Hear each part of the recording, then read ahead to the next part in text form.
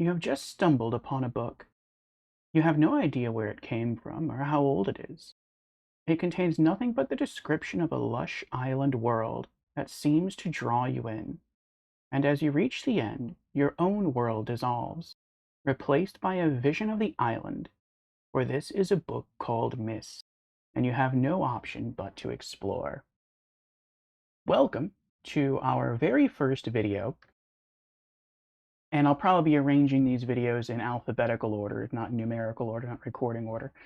But welcome to our very first video of, I'm not really sure what I'll call this yet. Maybe, gaming passions, something to that.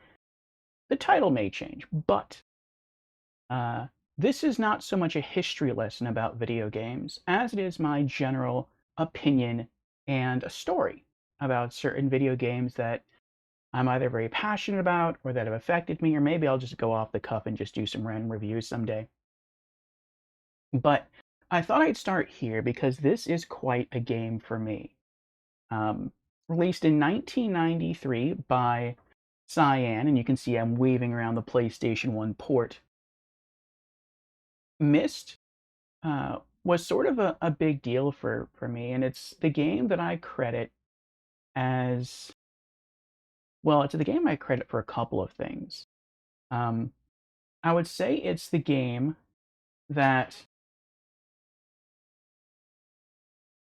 was probably my favorite adventure game of the time. It's still one of my favorite adventure games. I think it holds up decently enough.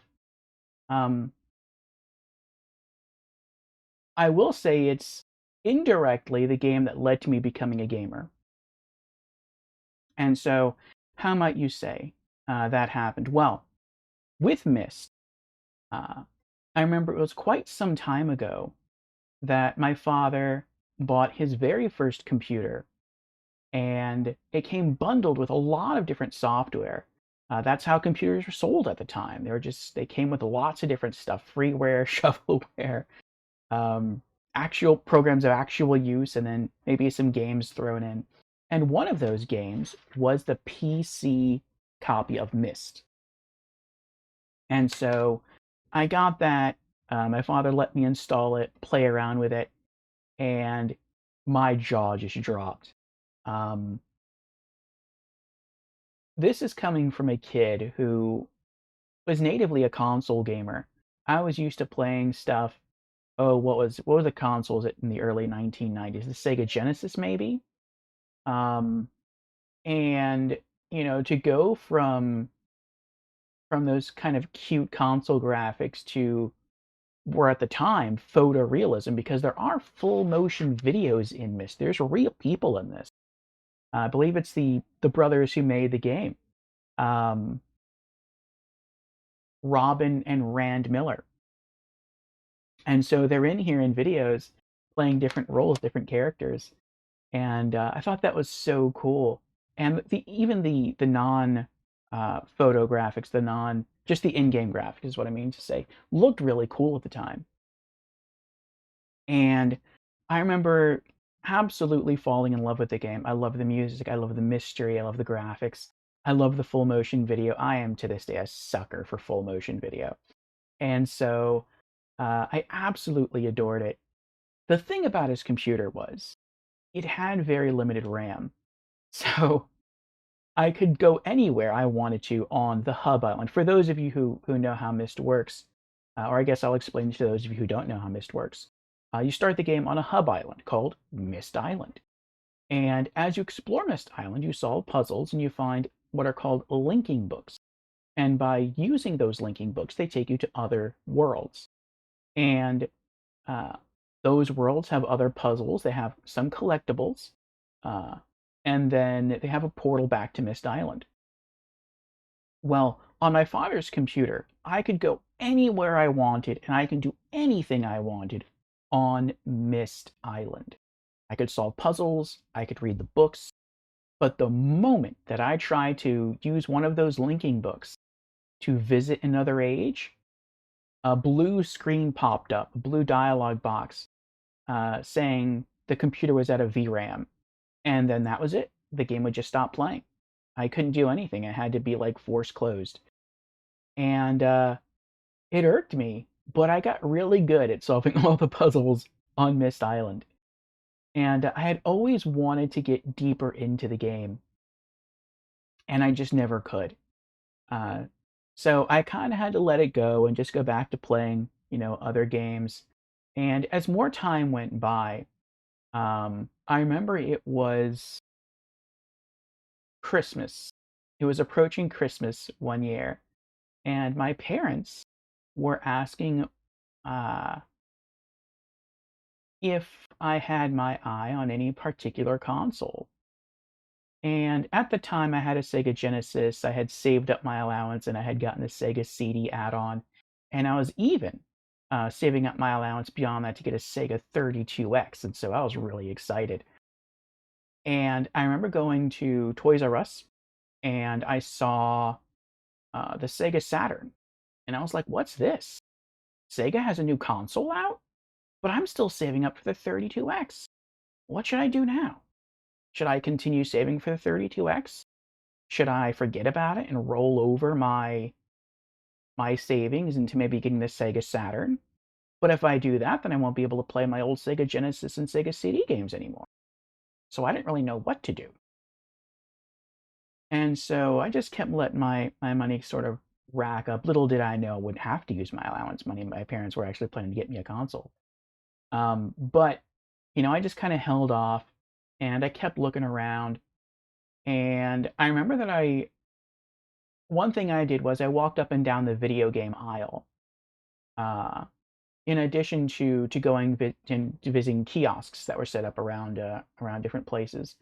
And I remember seeing the Nintendo 64 kiosk, and on the opposite side was a PlayStation kiosk. And I think in the PlayStation kiosk it just had like a demo disc, and then on the N64 it had, I think it was Super Mario 64. And when I saw Super Mario 64, it was just mind blowing. So I was on track, as far as I was concerned, to skipping out on the Sega Saturn and just going for the Nintendo 64. Sega had kind of lost me as a customer because I was kind of irked at that age. I'm like, I really wanted 32X. Now they have a Saturn. It doesn't seem to be backwards compatible. Backwards compatibility is a big thing with me. And the last Nintendo console I had wasn't even mine, it was my father's. It was an original Nintendo Entertainment System. So I had no experience with Nintendo. I had nothing to lose by just jumping into getting a new Nintendo console. And so I was pretty focused on getting an N64. Well, due to this excitement and sort of the excitement of this decision of wanting to get an N64, I went to the game aisle and I started walking up and down.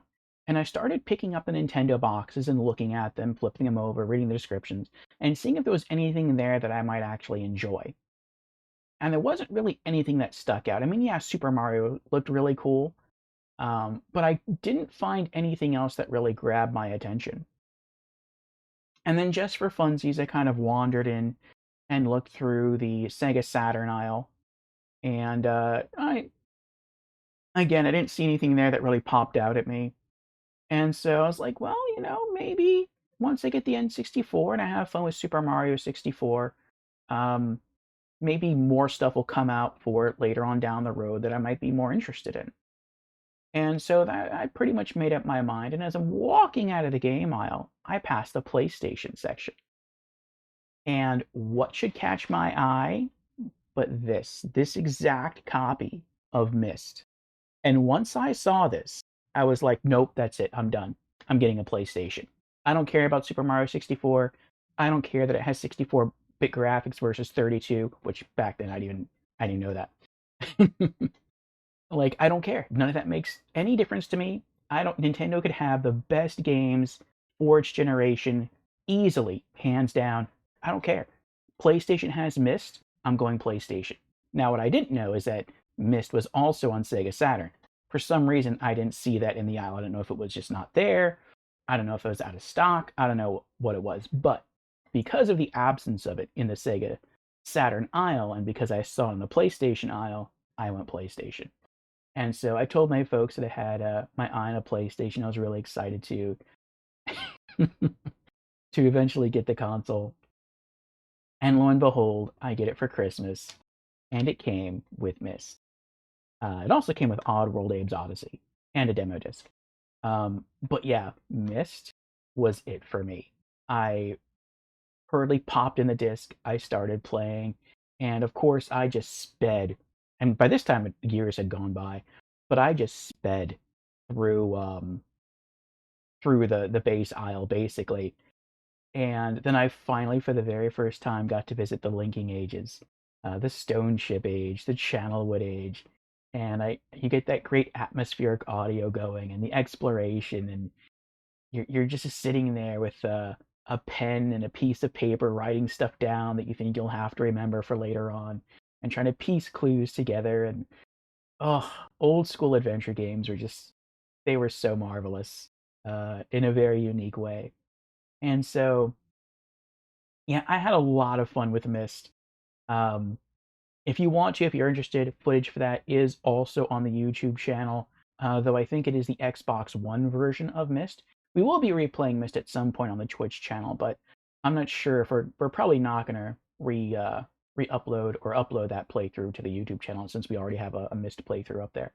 Um, but yes, absolutely adore Myst. And then from there, from getting a PlayStation 1, I went and got a PlayStation 2, and then a PlayStation 3, and now a PlayStation 4, and eventually get a PlayStation 6, skipping the PS5 generation. Um, but yeah, that set me down the road of the PlayStation 1 era. And that also directed me to my next big gaming experience, which was Final Fantasy VII. But that is a story for another episode. So thank you for joining me on this first episode. Um, and yeah, I'll probably try to throw up one of these maybe every Sunday if I can. They might finish processing on YouTube by Monday. But yeah, we'll see how this goes for now. So any feedback would be appreciated. Um, I'm probably never gonna like add in video edits or do anything too flashy. This is really just sort of off the cuff Alpha Omega Sin style, just pulling out a game and just talking about it. So yeah, uh, thanks for being here. Bye bye.